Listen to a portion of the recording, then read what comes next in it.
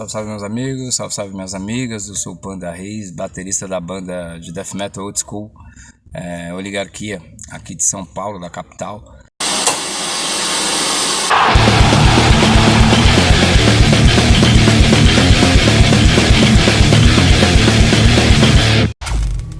Resistência!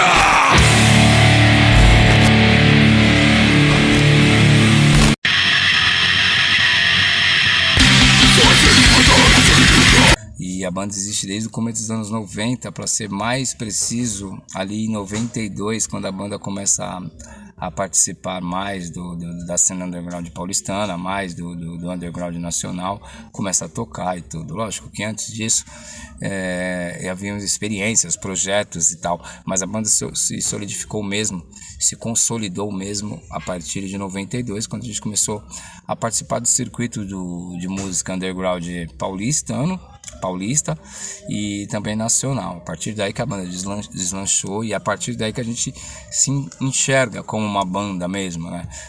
Que como tudo tem que ser feito, ou seja, ensaiando mais constantemente, tocando em shows mais constantemente e começando a gravar e a participar do cenário mais efetivamente, como uma banda deve ser, né?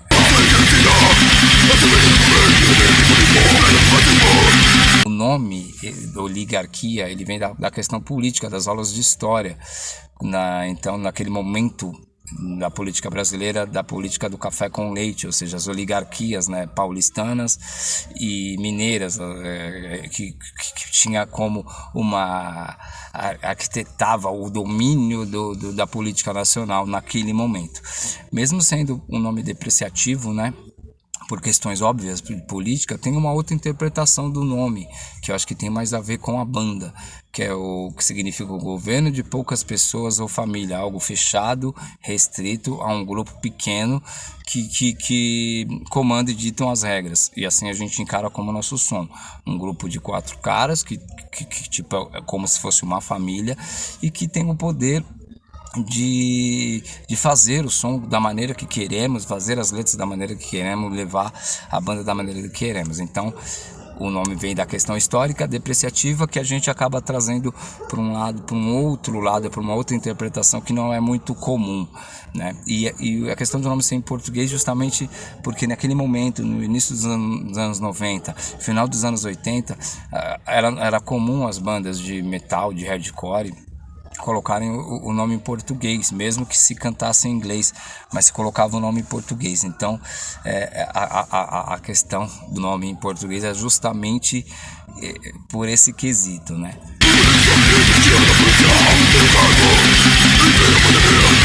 A Oligarquia atualmente, hoje, no ano de 2023, ela conta comigo, Panda, na bateria, com Guilherme Sorbello na guitarra e vocal, o Arthur Barbosa no baixo e o Alex Rock na segunda guitarra e no backing vocal.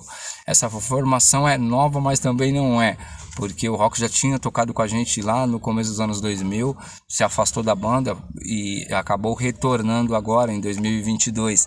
Então é uma banda nova, porém não tão nova assim, né? Porque a gente já se conhece, já tocamos juntos. Então essa formação, eu acredito que é uma formação muito coesa, que nos deixa muito à vontade para seguir com a nossa correria, né?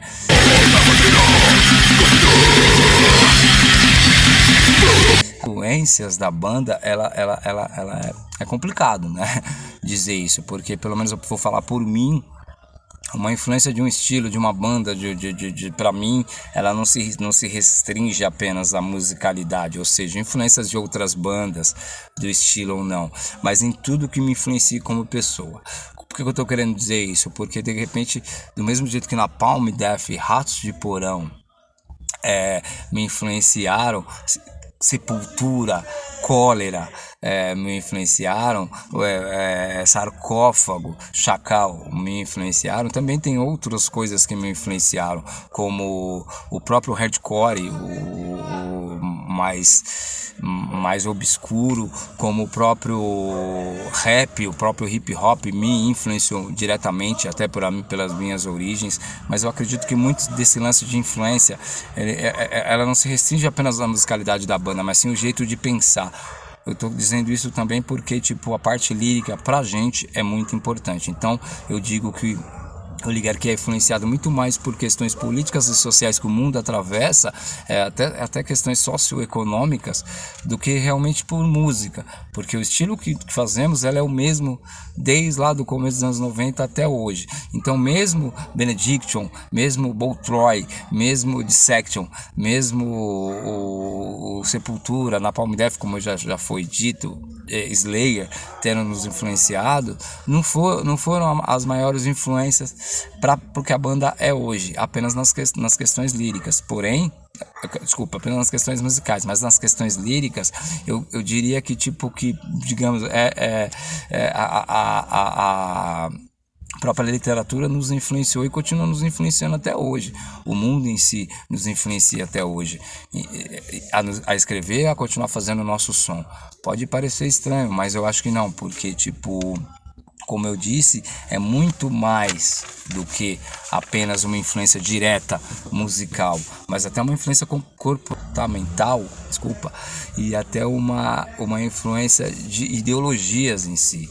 Lógico que o metal, o hardcore, na parte musical é muito forte, e até mesmo nós temos uma banda de death metal também muito forte. As bandas de death metal norte-americana, europeias, as brasileiras teriam nos influenciados. Porém, não é isso, não é tão, na questão da oligarquia, não é tão simplório assim. Mas, falando de música, eu acho que toda aquela leva de bandas de death metal do começo dos anos 90, fora as que eu citei, também tem o Obituary, que tem uma puta influência em determinado momento da carreira da banda, nos influenciaram. Depois, mais pra frente, o Six Feet Under também nos influenciaram, Cannibal Corpse também nos influenciaram. É impossível não ter influência dessas bandas seminais, mas também não dá pra falar de Exploited, de Charge, de BH,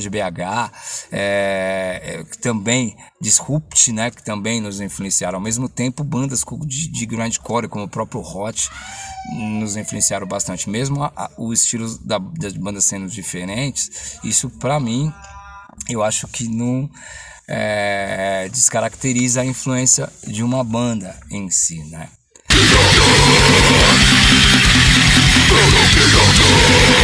E como eu disse, o gênero da banda ele é o death metal old school, né? Aquela velha escola do death metal lá do começo dos anos 90, que era onde estávamos inseridos historicamente, e somos uma banda de death metal old school. No início, na sua formação, até eu brinco até que no começo éramos death metal sem saber que éramos death metal, mas depois ficou claro que era um estilo mundial, era uma vertente mundial dentro do death metal, dentro do underground, e que nós nos encaixávamos. E como tudo é rotulado no mundo, aceitamos esse rótulo de death metal, entendeu? Que é o death metal old school, o mais tradicionalzão mesmo, né?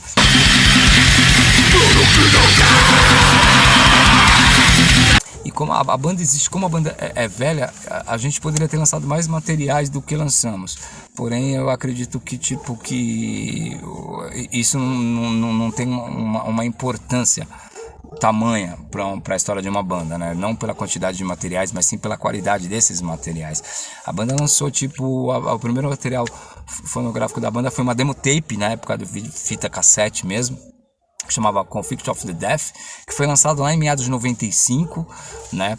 Depois lançamos em 98 a Real to Be Dead, também demo cassete. Essa sim deu uma projeção maior para a banda, assim, que justamente foi essa demo que nos possibilitou assinar o nosso primeiro contrato com a The Story Record, antifinada gravadora, que hoje é uma loja de disco, hoje é uma loja de instrumentos musicais. Antes era uma loja de disco, de uma gravadora, que gravaram um monte de bandas, entre não só a gente, mas naquele efervescência ali do começo, final dos anos 90, começo dos anos 2000. Foi a primeira gravadora que nós lançamos, Necrópolis, por ela, né? Que saiu, se eu não me engano, saiu em 2000 ou 2001. Na sequência nós trocamos de gravadora, saímos da Destroyer, entramos na Mutilator Records e lançamos o Humana Virus. Esse teve bastante repercussão, até pelo trabalho que foi feito pela gravadora. e abriu bastante as portas para a banda poder tocar, poder se apresentar e poder se mostrar como uma banda, né, efetiva. Depois da Humana Vara a gente participou de um split que só saiu na Europa, Slave by Light, com a banda Dragones Opus, se eu não me engano era isso, me perdoe se eu estiver errado, e tiveram poucas cópias e só saíram na Europa, não chegou no Brasil. E na sequência a gente, sem gravadora, conseguimos assinar com um selo pequeno, underground, que tipo trabalhava com a gente lá no começo, que era o Poluição Sonora Records, e lançamos o Distinct Hatred, né, que também é um disco muito importante para a carreira da banda. Nesse disco o Rock já estava com a gente, ele não chegou a gravar, mas ele participou das composições. E por último, que saiu em maneira digital em 2001 e forma física em 2022, né? Digital 2021, forma física 2022, que é o Monopoly of Violence, que é o nosso último disco. De maneira física saiu pela Heavy Metal Rock, né? E o nosso último trampo que a gente estamos trabalhando até o momento. Porém, depois desse disco que saiu em 2022, a gente resolveu gravar um single. Até por questões óbvias da política brasileira, o momento que estávamos atravessando com o presidente que tínhamos, e todo o desmanche social, e todo o fascismo crescente, e todos os absurdos e que esse governo bolsonarista trouxe, nos vimos obrigados a gravar um single, e algo importante e histórico para a banda, que foi a primeira composição da banda em português, que é a Capitã Cloroquina. Esse só saiu nas plataformas de streaming, nas plataformas digitais, que a letra, o nome já é explicativo, né? Ele bate forte no antigo governo, na questão de empurrar o medicamento cloroquina para tratamento do Covid, uma pandemia que assolou o mundo e que morreram milhões de pessoas, e o descaso do antigo governo com a situação sanitária do país, com a de saúde, né, do país, pouco se importando e fazendo piadas e não levando a sério a mortalidade que tinha essa pandemia, as pessoas que estavam passando sufoco sem ar nos hospitais, as pessoas que estavam morrendo por conta de acreditar em uma propaganda falaciosa, e batendo no que a cura era cloroquina.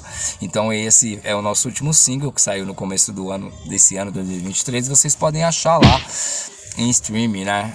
Lá nas plataformas que vocês escutam as músicas, nas suas preferidas, você vai achar lá esse trampo lá. No momento a gente estamos começando a compor um material novo, mas ainda está bem no começo, nas ideias, trocas de demos e tal. Em breve a gente deve começar a trabalhar nesse material.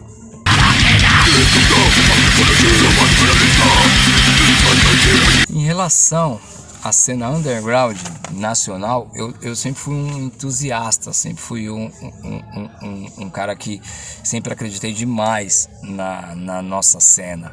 E a questão de ela ter ou não apoio, eu acho que isso fica claro, porque depende o que tipo de apoio que estamos falando aqui, porque se você pega lá fora, tem apoio até estatal para música underground, entendeu? E até mesmo a questão social também conta muito, mas no Brasil não temos apoio de grandes gravadoras, não temos apoio de grandes revistas, de grandes mídias.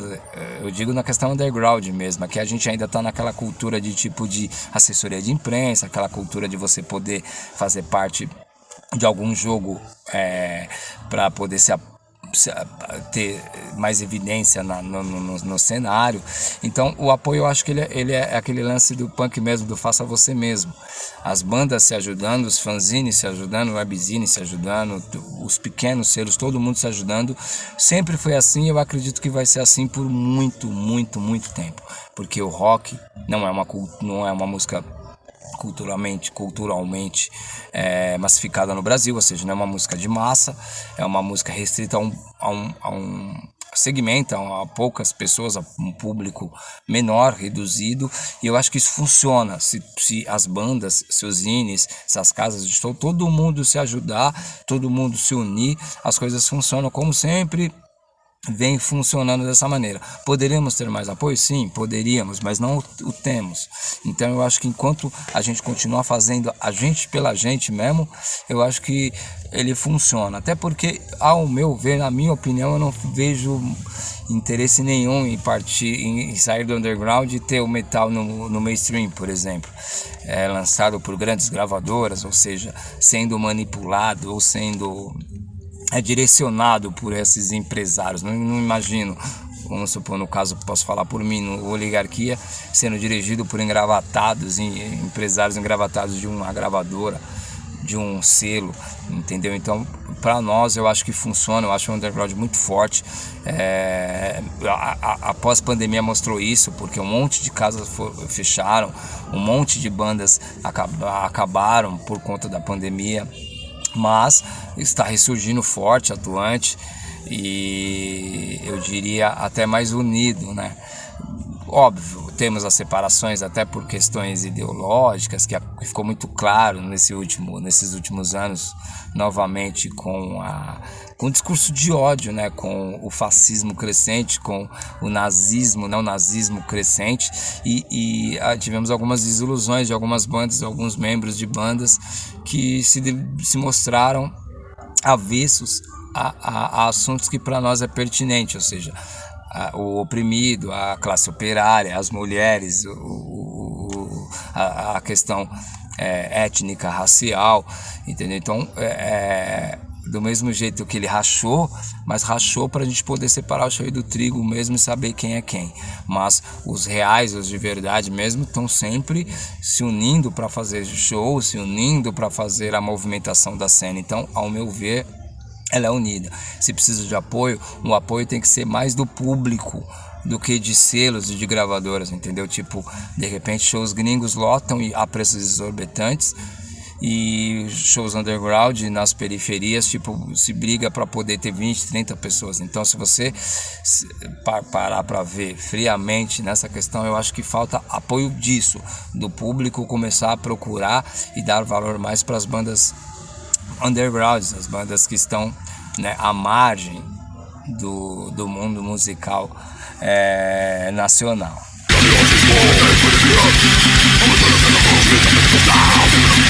Bom, mano, a agenda de show, cara, como eu disse que nós estamos começando a compor, a gente tocou bastante do começo do ano, do final do ano, do começo desse até agora, mas agora a gente vai dar uma pausinha para poder trampar melhor nesse disco novo, mas a gente ainda tem alguns shows aí agendados.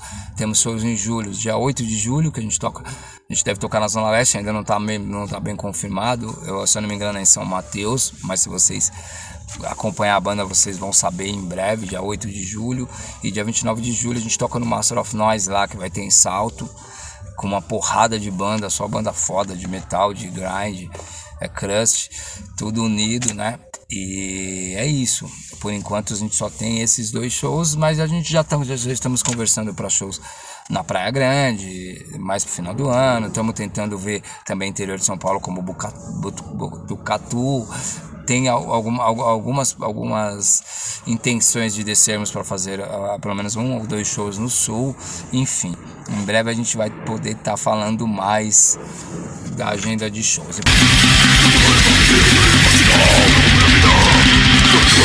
Por falar em agenda de shows, queria chamar vocês aí para acompanhar a banda aí nas redes sociais, em todas as mídias, né?